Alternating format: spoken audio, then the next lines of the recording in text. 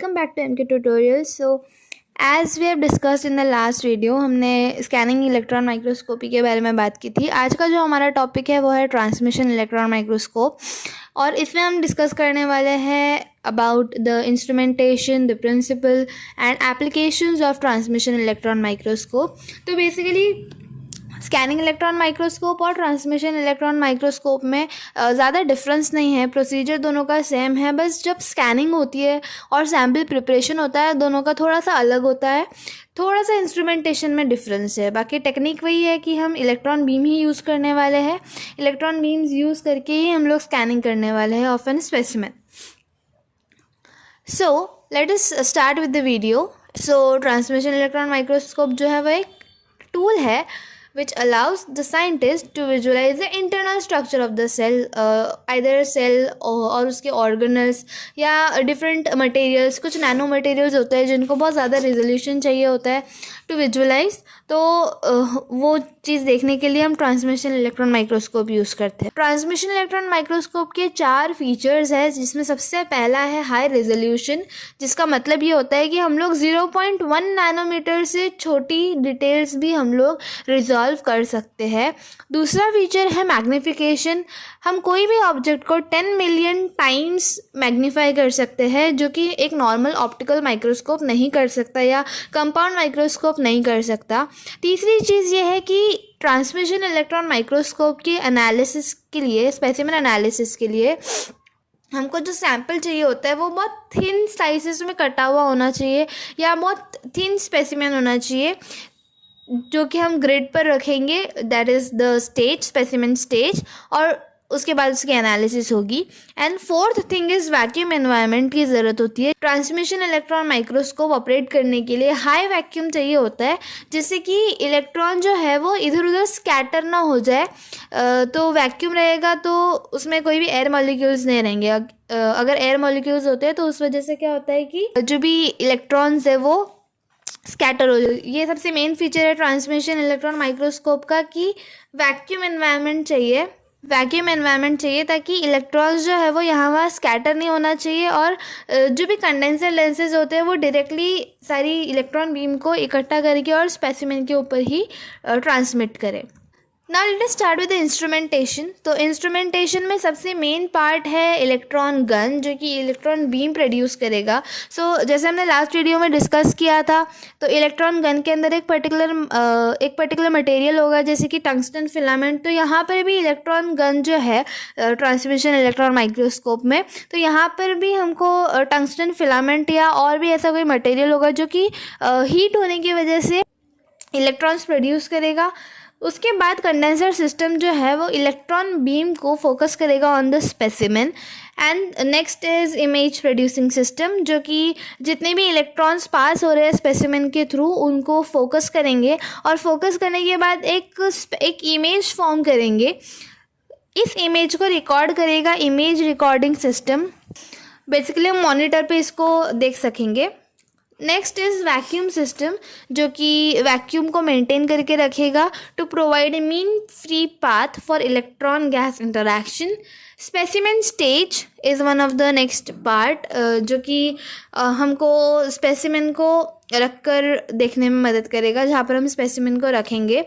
Electron lenses which focuses the electron beam on to the specimen. And lastly apertures. तो apertures का काम होता है कि जितने भी इलेक्ट्रॉन से जो वेस्ट है, जो अनवांटेड है, जो कि हाई एंगल्स पे स्कैटर हो रहे हैं, उनको एक्सक्लूड कर देंगे. Now let us start with the principle of transmission electron microscopy. तो मेन 5 प्रिंसिपल्स है, जिसमें सबसे पहला प्रिंसिपल है इलेक्ट्रॉन वेव प्रॉपर्टीज़. तो इलेक्ट्रॉन्स जो है वो एक वेव की तरह बिहेव करते हैं विथ अ पर्टिकुलर वेवलेंथ, जो कि अपने एनर्जी से इन्वर्सली प्रोपोर्शनल होती है. सेकेंडली, जब हाई वोल्टेज पे एक्सेलरेट किया जाता है तो इलेक्ट्रॉन्स के पास इतनी ज़्यादा वेवलेंथ होती है कि वो विजिबल लाइट से बहुत छोटे छोटे पार्टिकल्स होते हैं. अब ये जो चीज़ है, ये जितना छोटा वेवलेंथ होगा उतना प्रॉपर या उतना हाईली रिजॉल्व्ड इमेज मुझे मिलता है. तो सबसे पहली चीज़ तो ये है कि electron wave property. Secondly, specimen interaction. जो भी फोकस्ड बीम है इलेक्ट्रॉन की, तो वो पास हो गई through the ultra thin specimen. अब जो भी स्पेसिमेन है वो इंटरैक्ट करने के लिए इलेक्ट्रॉन्स जो है वो दो रीजन्स में काम करते हैं। तो जो भी स्पेसिमेन स्टेज है वहाँ पर दो एरियाज़ होते हैं। पहला है डेंस एरिया, बहुत ज़्यादा डेंस, और दूसरा है लेस डेंस। जितना ज़्यादा एरिया डेंस होगा उतना ज़्यादा जो इलेक्ट्रॉन्स है या तो वो स्कैटर होंगे या तो अब्जॉर्ब होंगे, जिसकी वजह से मुझे जो मेरा सैम्पल है वो बहुत डार्क दिखेगा, या जो भी मुझे इमेज मिलेगी वो बहुत डार्क मिलेगी। लेस डेंस एरियाज़ जो है वहाँ पर ज़्यादा इलेक्ट्रॉन्स पास होते हैं, जिसकी वजह से जो भी इमेज है वो थोड़ी सी लाइट दिखती है मुझे, या थोड़ी सी डिमिनिश्ड टाइप्स दिखती है। और इस वजह से क्या होता है, ये इंटरेक्शन जो होता है ये कॉन्ट्रास्ट बनाता है, मतलब लेस डेंस और ज़्यादा डेंस एरिया दोनों मिला के मुझे एक फाइनल इमेज मिलती है। Third principal is magnification and focusing. जितने भी ट्रांसमिटेड इलेक्ट्रॉन्स हैं उनको कलेक्ट किया जाएगा एंड उनको फोकस किया जाएगा यूजिंग इलेक्ट्रोमैग्नेटिक लेंसेज। ये जो लेंसेज होती है ये इलेक्ट्रॉन बीम को कंट्रोल करती है एंड एक highly magnified and focused image मुझे बना के देती है, जो कि मुझे स्क्रीन या डिटेक्टर पर दिखाई देगी। Fourth principle is vacuum environment. Vacuum environment का मतलब क्या होता है कि एक प्रॉपर हाई वैक्यूम सिस्टम रहेगा, जो कि क्यों ज़रूरी है, ताकि इलेक्ट्रॉन्स जो है वो यहाँ वहाँ स्कैटर ना होके मुझे प्रॉपर जो मेरी इलेक्ट्रॉन बीम है उसको मेंटेन करके रखे। And last principle is image formation. तो जितनी भी ट्रांसमिटेड इलेक्ट्रॉन्स की इंटेंसिटी होती है वो डिपेंड करती है on the specimen's thickness, composition and structure. अगर मेरा सैम्पल या स्पेसिमेन बहुत थिक है तो कम इलेक्ट्रॉन्स उसमें से ट्रांसमिट होंगे, जिससे मुझे प्रॉपर इमेज या प्रॉपर स्ट्रक्चर नहीं मिलेगा। तो इंटेंसिटी जो है ट्रांसमिटेड इलेक्ट्रॉन्स की वो डिपेंड करती है ऑन द स्पेसिमेन का थिकनेस, उसका कंपोजिशन और उसका स्ट्रक्चर। बहुत ज़्यादा कॉम्प्लेक्स स्ट्रक्चर होगा तो भी मुझे इमेज प्रॉपर्ली फॉर्म नहीं करके मिलेगी।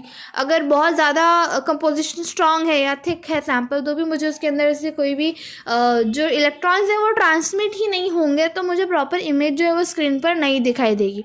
तो ये जो वेरिएशंस है इनको कन्वर्ट किया जाता है into detailed 2 dimensional image on a fluorescent screen और डिजिटल सेंसर। तो एक छोटा सा समरी ले लेते हैं हम लोग कि सबसे पहली चीज़ होती है सैम्पलिंग, सैम्पल प्रिपरेशन जिसको बोलते हैं। तो सैम्पल प्रिपरेशन के लिए जो सैम्पल है उसको कट किया जाता है। एक इंस्ट्रूमेंट होता है, एक ऑब्जेक्ट होता है जिसको अल्ट्रा माइक्रोटोम बोला जाता है, जो कि सैम्पल को कट करने के लिए यूज़ होता है। उसके बाद सैम्पल को फिक्स किया जाता है विद ग्लूटाराल्डिहाइड एंड उसके बाद उसको रिंस और स्टेन किया जाता है विथ हैवी मेटल कंपाउंड्स जैसे कि ऑस्मियम, लेड, यूरेनियम, गोल्ड, इन चारों में से कोई भी एक कंपाउंड यूज़ करके। एंड उसके बाद डिहाइड्रेशन किया जाता है, जैसे कि स्कैनिंग इलेक्ट्रॉन माइक्रोस्कोप में भी किया जाता है बाय इथेनॉल। तो यहाँ पर भी डिहाइड्रेशन के लिए यूज़ करते हैं इथेनॉल। एंड उसके बाद सैम्पल जो है वो इंसर्ट किया जाता है इनटू द मशीन। अब ये जो स्पेसिमेन है, स्पेसिमेन को I am also calling as sample, तो प्लीज़ कंफ्यूज मत होना, सैम्पल और स्पेसिमेन एक ही चीज़ है। तो स्पेसिमेन को फिक्स किया जाता है ऑन सपोर्ट ग्रिड। अब जैसे कि मैंने बताया रीजन्स जो है वो इलेक्ट्रॉन डेंस भी हो सकते हैं या इलेक्ट्रॉन स्पार्स भी हो सकते हैं, इलेक्ट्रॉन डेंस और लेस डेंस। जो इलेक्ट्रॉन है वो पास होगा थ्रू इलेक्ट्रॉन डेंस रीजन। तो जब पास हो रहा है मेरा इलेक्ट्रॉन डेंस रीजन में तो इलेक्ट्रॉन जो है वो ज़्यादा एनर्जी को लूज़ करेगा, लेकिन जहाँ पर स्पार्स रीजन है वहाँ पर इलेक्ट्रॉन जो है वो लेस एनर्जी लूज़ करेगा। ये दोनों को मिलाने के बाद होगा कि मुझे स्पेसिमेन प्रॉपर्ली विजुअलाइज करके मेरी स्क्रीन के ऊपर दिखेगा। जो मेरी फ्लोरेसेंट स्क्रीन है उस स्क्रीन के ऊपर मेरा इमेज मुझे दिखाई देगा। तो कुल मिला के ये सारी प्रोसेस होने के बाद मेरा जो सैम्पल है वो कैसा दिखता है, तो मैंने यहाँ पर जो 2-3 इमेजेस आपको पता ही है, ये 2-3 इमेजेस इसको ध्यान से देखो कि जब ट्रांसमिशन इलेक्ट्रॉन माइक्रोस्कोप के नीचे हम इमेज देखते हैं तो वो किस तरह से दिखती है या कैसे दिखती है। तो बेसिकली मैं सेल ऑर्गेनल्स को विजुअलाइज कर सकती हूँ, डिफरेंट प्रोटीन स्ट्रक्चर को विजुअलाइज कर सकती हूँ, साइटोस्केलेटन फिलामेंट्स को विजुअलाइज कर सकती हूँ, एंड सेल मेम्ब्रेन के जो कंपोनेंट्स होते हैं, जो हमारे फ्लूइड मेम्ब्रेन, जो हमारा प्लाज्मा मेम्ब्रेन है, उसके जो कंपोनेंट्स होते हैं जैसे कि इंट्रिंसिक प्रोटीन्स हो गए, एक्सट्रिंसिक प्रोटीन्स हो गए, इन सारी चीज़ों को भी मैं ट्रांसमिशन इलेक्ट्रॉन माइक्रोस्कोप में विजुअलाइज कर सकती हूँ. Now coming to the applications of transmission electron microscope, तो it is as same as the scanning electron microscope. We can visualize ultrastructure of cells, viruses and different organelles of the cells. We can visualize protein complexes and macromolecules. Material sciences में अगर मुझे कोई crystal structure के बारे में study करना है या कोई नैनो पार्टिकल का मॉर्फोलॉजी स्टडी करना है तो मैं वहाँ पे यूज़ कर सकती हूँ. नैनो टेक्नोलॉजी में जैसे कि नैनो मटेरियल्स, अभी मैंने बताया नैनो मटेरियल्स और उनका जो एटॉमिक स्केल पे इंटरेक्शन होता है वो मैं विजुअलाइज कर सकती हूँ. Nextly I can go in forensic and engineering, जहाँ पर मटेरियल का कॉम्पोजिशन को विजुअलाइज किया जाता है. तो ये सारी चीज़ें हैं, यहाँ पर मैं ट्रांसमिशन इलेक्ट्रॉन माइक्रोस्कोप जो है वो यूज़ कर सकती हूँ. So this was a small introduction of transmission electron microscope. Video समझ में आया होगा तो वीडियो को लाइक करो, शेयर करो एंड मेरे चैनल को सब्सक्राइब करो. चैनल पे नए हो तो बेल आइकन को हिट करो ताकि मैं जब भी न्यू वीडियो पोस्ट करूँ तो फट से तुमको उसके बारे में इंफॉर्मेशन मिल जाए.